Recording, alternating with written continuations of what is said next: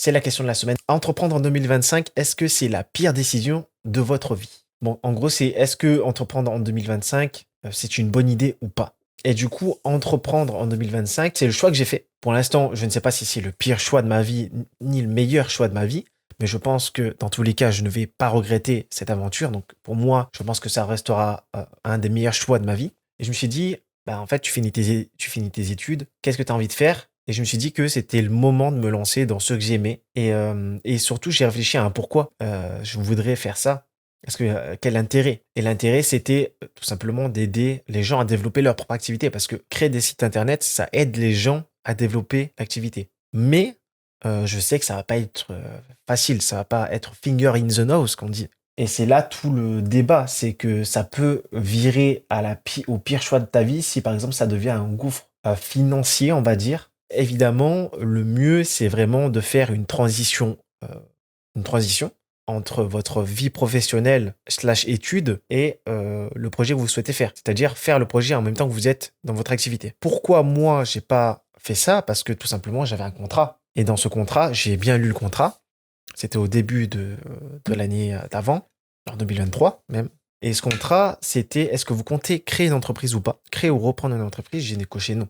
Du coup, parce qu'à l'époque, je n'avais pas l'intention. Du coup, je me suis dit, ben, j'ai noté non. Et bien, à partir de ce moment-là, quand j'avais envie de lancer un truc en parallèle, faire une transition, ben, je ne pouvais pas. Du coup, je devais attendre la fin de mon contrat. Et mon expérience pendant ces de octobre à décembre, c'est donc à partir de là, je pouvais créer mon entreprise. Mais entre-temps, j'ai eu une décision qui a un peu changé ma vie. En tout cas, mon année 2024, c'est que je suis parti un mois au Japon seul. Et du coup, je suis revenu mi-octobre, fin octobre, on va dire.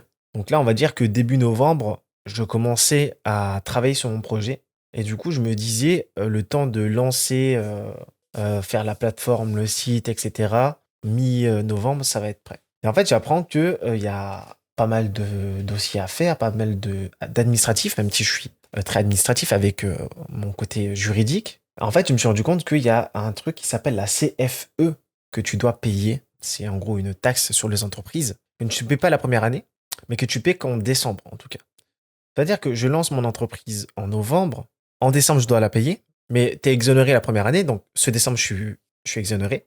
Et en gros, je paierai que décembre prochain. Sauf que si tu as compris, si tu es si tu es quelqu'un qui optimise les choses comme moi, tu as compris que si je démarre justement en janvier, eh bien, je pourrais tout simplement optimiser un an de plus. De janvier à décembre 2025, je paye rien, donc je suis exonéré. Et donc du coup, je vais devoir payer que justement en 2026, décembre 2026, soit dans 2 ans quasiment. Bah, il y a plein d'autres arguments qui vont dans ce sens-là. C'est que commencer une entreprise en début d'année, c'est beaucoup mieux, entre guillemets. C'est beaucoup mieux, enfin, c'est beaucoup plus facile à gérer en termes de comptabilité, etc. Parce que bah, tu fais de janvier en janvier. Et généralement, les entreprises se créent soit aux alentours début d'année, ou soit au milieu d'année, au milieu de mai, mai-juin. Parce que c'est justement quand tu paies tes impôts, etc. Donc en auto-entreprise, soit tu fais de janvier en janvier, soit de mai à mai pour avoir une année complète, soit une année civile ou soit une année fiscale entière. Et je vais vous détailler ce que j'ai fait pendant ces 2-3 mois. J'ai créé du contenu. J'en crée actuellement. On est en live. Voilà, c'est une petite résolution que j'ai eue il y a vraiment 2 jours. Et même si ça trottait déjà dans ma tête de faire du live pour mon activité pro, on va dire, même si c'est une activité pro, mais sans être pro en même temps, parce que c'est quelque chose qui me plaît. Et c'est ça qui est bien dans l'entrepreneuriat, c'est que quand tu te lances à ton compte, tu te lances dans quelque chose forcément qui te plaît. Quand tu travailles, entre guillemets, t'as pas l'impression de travailler. Hier, j'ai fait une journée, alors tenez-vous prêt, j'ai fait une journée de 12 heures, quasiment. Mais heureusement que c'est pas forcément comme ça tous les jours, même si je pense que ça devrait être comme ça, en tout cas au début de chaque projet. Parce que chaque projet, t'es hypé, t'as de l'énergie, t'as envie que le projet réussisse, donc du coup tu te donnes à fond. Mais il faut quand même savoir se calmer et se dire que c'est plus un marathon qu'autre chose. Donc j'ai fait du contenu et en fait j'ai eu un problème.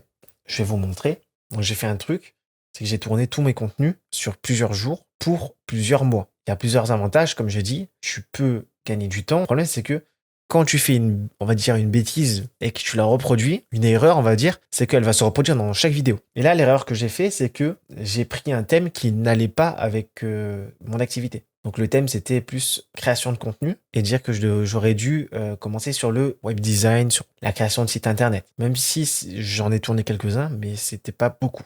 Mais du coup, on apprend de ses erreurs, j'ai tout supprimé et ce que j'ai fait, c'est tout simplement, j'ai rectifié le tir et j'ai commencé avec de grandes guillemets, à créer du contenu en lien avec le web design. Et donc vous voyez que là, j'ai une vidéo à mon actif, du coup je me dis, et si je me lançais un challenge, je crée un site pour Coca en 1 heure. On va aller sur ChatGPT, on va lui poser la question, on va débattre tout simplement. Je vais vous donner mon avis. Alors, les pour, les contre, ok. On va commencer, vous voulez commencer par quoi? Moi, je pense qu'on va commencer dans le sens de lecture, hein, il nous met les pour en premier. Les pour. 1. Opportunités d'innovation. Les marchés évoluent rapidement avec des avancées technologiques, IA, énergie renouvelable, cela crée des niches inexplorées. L'entrepreneuriat permet de répondre à des besoins émergents. Alors, opportunités d'innovation, oui. Après, quand on dit entreprendre, moi je vois ça de mon œil à petite échelle, entre guillemets, d'une seule personne en auto-entreprise. Mais bien évidemment, en fait, quand tu dis entreprendre, il y a des personnes qui voient directement, ah moi, ma société, donc il y aura 10 000 personnes dans tout le monde, c'est ça mon objectif. Moi, je vois directement une seule personne. Parce que c'est j'allais dire une bêtise, mais j'allais dire que innover, c'est plus facile quand on est plein, mais pas forcément. Parce qu'il y a beaucoup de gens seuls dans leur chambre, dans leur ordi, qui innovent plus que une entreprise, en tout cas, qui a, je sais pas, 20, 30 personnes à son actif. Ah, c'est juste du management etc. Et le talent, les idées, plein de choses rentrent en compte. Mais oui, du coup, l'entrepreneuriat permet de répondre à des besoins émergents. Et c'est là où je me suis dit que moi, mon auto-entreprise allait se tourner dans la création de sites internet vitrines, car c'est des besoins émergents. Et on va parler tout juste après. Je vous ai préparé en tout cas des articles qu'on va review avec quelques stats intéressantes que j'ai survolées et on va en discuter. Mais des entrepreneurs, il y en a de plus en plus. 2. Accès aux ressources. Donc de nombreuses aides publiques et privées, subventions, incubateurs, formations en ligne accessibles et démocratisation des outils numériques. Alors oui, tout à fait. J'ai plusieurs points de vue par rapport à ça. En plus, j'ai parlé avec une amie du lycée vraiment pas plus tard qu'aujourd'hui. On a une discussion on s'est pris des nouvelles et elle m'a dit que elle faisait une app, voilà, qu'elle était en dev junior, qu'elle faisait une app et qu'elle allait être dans un incubateur. Et en gros, si elle gagne le concours, elle va obtenir des aides, donc du coup, enfin, un prix. Et en gros, tu es entouré dans les incubateurs, tu es entouré de juristes, d'avocats, personnes qui s'y connaissent en management, qui vont t'aider dans ton business plan. Donc du coup, oui, tu as pas mal de ressources, publiques, privées. On va dire que les ressources en tant qu'auto-entrepreneur, si tu lances une auto-entreprise à ton compte, généralement, tu vas pas être dans ces cas d'aide publique et pas trop d'aide privée en fonction de ton secteur. Mais en tout cas, c'est vraiment genre...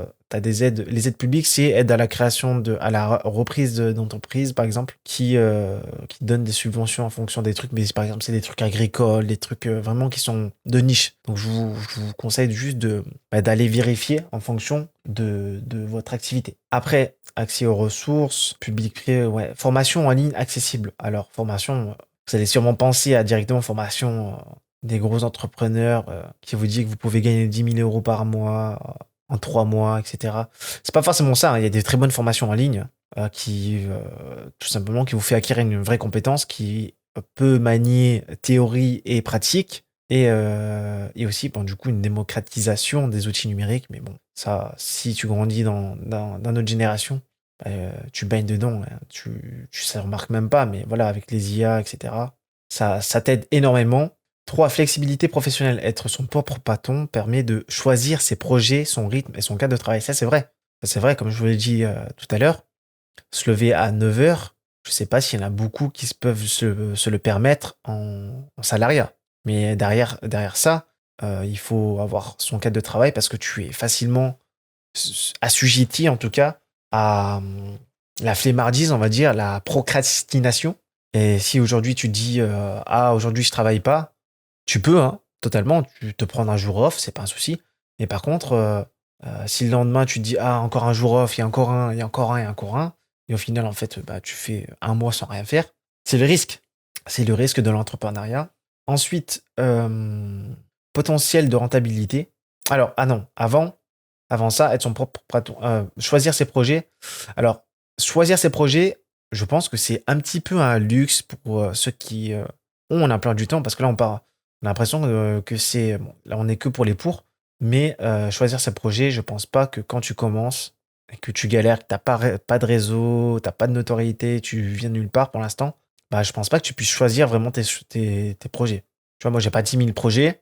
Il y a quelqu'un qui me dit, euh, bon, bah, c'est un projet, t'as tel budget, c'est plutôt bien payé, projet me plaît moyen, bah, je vais quand même y aller. Parce que bah, mon emploi du temps, il n'est pas chargé, euh, je manque de projets, entre guillemets. Donc, du coup, choisir ses projets, oui et non quand tu commences. En tout cas, il y a plein de personnes qui ne peuvent pas choisir ces projets et qui font plusieurs erreurs. Déjà, c'est que quand ils vont avoir un potentiel client, pour avoir le projet, ils vont baisser leur prix. Et c'est pas des choses à faire. Il faut rester dans le prix de marché. Parce qu'en fait, sinon, ça le casse tout simplement. Et surtout, pour toi-même, déjà que tu as du mal à avoir un client, si tu baisses ton prix, ça veut dire que tu dois avoir encore plus de clients pour pouvoir en vivre. Donc, ça fait un cercle qui est très négatif. Euh, Ensuite, potentiel de rentabilité. Avec une idée solide et une exécution efficace, les bénéfices financiers peuvent surpasser un emploi classique. Ça, c'est vrai. Ça, c'est vrai, mais ça peut être l'inverse. C'est un risque, comme je te disais, avec vraiment il y a 2 secondes. Et je pense que le plus dur quand tu échoues en entrepreneuriat, c'est vraiment de trouver des clients et d'où la mise en avant aussi, que j'encourage à faire une transition avec ton emploi actuel, même si moi je ne l'ai pas fait, parce que bah, moi j'ai été plongé dans le grand bain direct. 5. Impact personnel et sociétal. La possibilité de créer des emplois, de développer sa communauté et d'avoir un impact écologique positif est gratifiante. Alors, possibilité de créer des emplois, oui, mais c'est que quand tu scales, en fait, quand ton activité est bien implantée. Développer sa communauté, oui, je suis totalement d'accord. Ça, c'est vraiment cool. Euh, Quand tu vois que les gens, justement, te répondent, etc. Mais là, ça va être cet axe-là, c'est très, très réseaux sociaux. C'est de notre temps, c'est normal. Avoir un impact écologique positif et gratifiant. Je sais pas pourquoi il dit ça, chat, mais avoir un impact écologique. Peut-être parce que vu que tu fais... Non, mais je sais pas. Peut-être qu'il part du principe qu'on fait qu'on entreprend de manière innovante et écologique, mais c'est pas forcément le cas pour tout le monde. Il n'y a pas tout le monde qui fait des trucs. Peut-être qu'il y a des gens qui vont entreprendre et ça va être un déchet écologique parce que, je sais pas, la personne entreprend dans le carburant, c'est-à-dire que elle ouvre sa station essence et elle vend que de l'essence et elle fait pas de l'électrique. Ah, je vois pas où est le positif dedans, hein, dans l'écologie. Mais bon, ça c'est une exception, c'est un exemple que je peux vous donner, mais de manière générale, oui, tu te déplaces pas à ton boulot parce que tu es déjà à ton boulot, si tu travailles à ton compte, donc tu prends pas l'essence, donc c'est écologique. Bon, pourquoi pas? Ça dépend. Les contres. Alors, il nous a mis 5 contres et 5 pour équilibrer. 1. Risque financier. Le taux d'échec des entreprises reste élevé. Les investissements initiaux peuvent ne jamais être récupérés. Alors, c'est à remettre dans le contexte, hein. Toujours, si vous êtes auto-entrepreneur dans votre domaine, je pense que en fonction du capital de départ, hein. Après, si c'est un métier comme moi dans le web design, design graphiste, motion designer, monteur, etc., investissements initiaux, t'as quasiment rien. Pour moi, c'est la licence Webflow qui coûte 300 balles à l'année, euh, l'hébergement du site, donc qui coûte quasiment 200, 100, ouais, oui, quasiment 200.